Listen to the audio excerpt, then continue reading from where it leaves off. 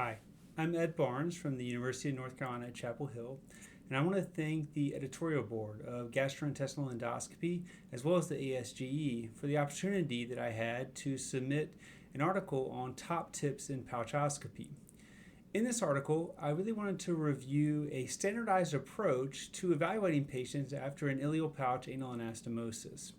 Now, the first thing when you want to look at a patient when they have a J pouch, which is the most common conformation of an ileal pouch anal anastomosis after a colectomy for ulcerative colitis, is to really think about that standardized approach and knowing your landmarks when you're assessing that patient. And you want to do this in a really sort of systematic way when you sort of introduce the scope through the anus, looking at that anal transition zone or rectal cuff, and then moving into the pouch body, analyzing both the blind end or the tip of the J, the pouch inlet, which really serves as a conduit to the remainder of the small bowel. Both recognizing those landmarks as well as documenting those landmarks becomes really important when you think about not only looking at the sort of progression of disease or lack of disease from one scope to another, but also being able to communicate those findings from one provider to another, from one endoscopic exam to another. And so knowing your landmarks and being able to communicate that efficiently is really a skill that we should all be seeking for when we're thinking about performing pouchoscopy. Now, it's not just about looking at the J pouch or the pouch body itself. One of the things that we always want to strive for, especially the first time that we're scoping someone, is trying to reach the site of the prior ostomy, because sometimes this can be a sort of hidden site of obstructive symptoms or a stricture or even some inflammation because this was a site of a prior ostomy takedown and anastomosis. And so often, if I haven't reached this site before, this becomes a site that I definitely want to reach when I'm performing that initial pouchoscopy.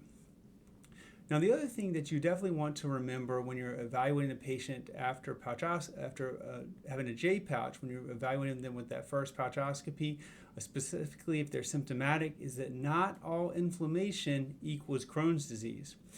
We want to be very systematic when we think about sort of the language that we use with patients and the diagnostic criteria that we're using when we're evaluating patients with pouchoscopy and we're thinking about the inflammatory conditions of the pouch. Now, that's really beyond the scope of just thinking about top tips on pouchoscopy, but I want to point that out because often what we see in practice is inflammation of the pouch. The patient doesn't have a colon because they've had a colectomy. They must have Crohn's disease. And I think that's the wrong way to think about our endoscopic exams, and certainly the wrong way to think about managing our patients. Another thing that I really want to touch on in the article is that the care of patients with a J pouch is multidisciplinary. You want to think closely when you're thinking about your endoscopic exams about pairing that with discussions with the other providers that may be caring for these patients. That may include radiologists, colorectal surgeons, pathologists when you think about what the role of histology might be.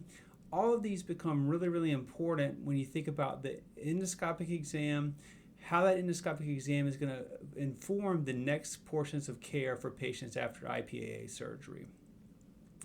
Now, you also want to remember when you're thinking about patients with having inflammatory conditions of the pouch, when patients have had pouch surgery, thinking about sort of what other structural abnormalities may be, and not forgetting that patients can have inflammation of the distal pouch. So it may not just be the pouch body or the pre-pouch ileum. We want to think about the rectal cuff as well, because the rectal cuff is a place where we can see strictures. It's a place where we can see inflammation known as cuffitis.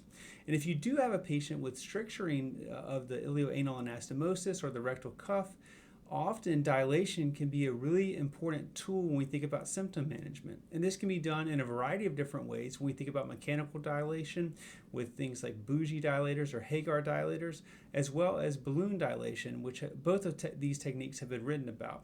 So don't forget about that distal portion of your exam. This becomes really, really important when we think about what's driving patients' symptoms.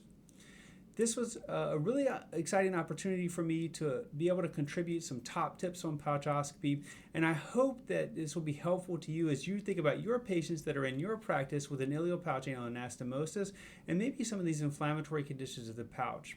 So I hope these were helpful to you, and certainly if you have questions or have issues, don't hesitate to reach out for me. Thanks so much for your attention and your interest in this topic, and again, I hope these top tips are helpful. Thanks so much.